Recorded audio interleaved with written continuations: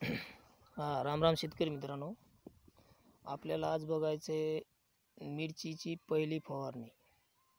तर शेतकरी मित्रांनो, बघू शकता तुम्ही ही आपली मिरची आता 4-5 दिवस नाही 2 3 4 8-10 दिवस झालेले आहेत. तर याला आता आपल्याला पहिला फवारा द्यायचा. तर शेतकरी मित्रांनो, पहिला फवारा कोणता द्यायचा हे आज मी तुम्हाला सांगणार आहोत. तर बघू शकता शेतकरी मित्रांनो, आता ही आपली मिरची आहे.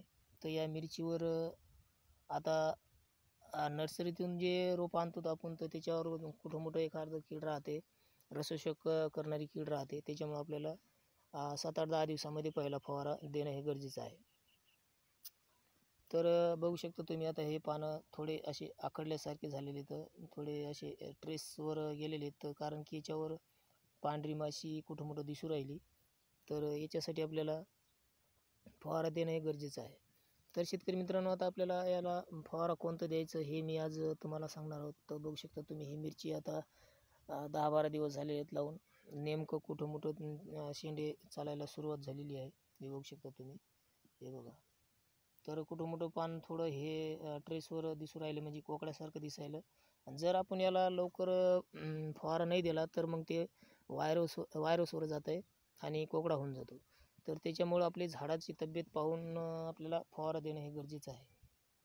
लोक काय करतात की मिरची लावली की आताच लावली, कुठं लवकर फवारा द्यायचं आहे, फवारा देत नाही लवकर म्हणून मग ती कोकडा होऊन जाते.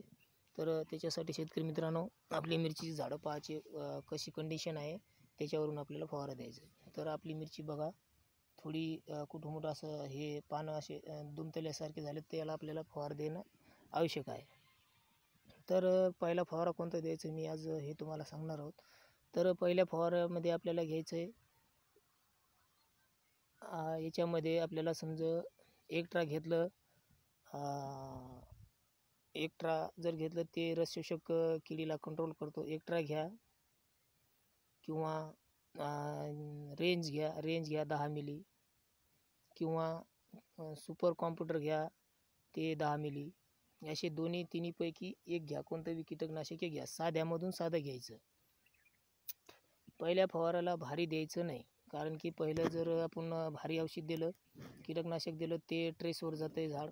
त्याच्यामुळं साध्यातून साधं कीटकनाशक द्यायचं.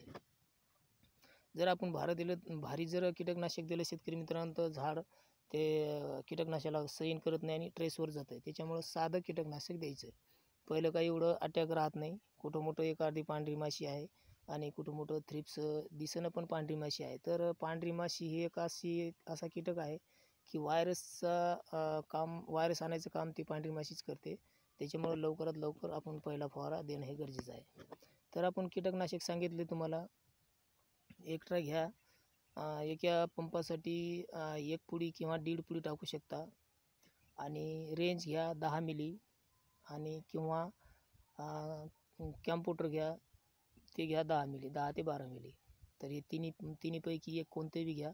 आणि वाढीसाठी आपल्याला शेतकरी मित्रांनो घ्यायचं आहे,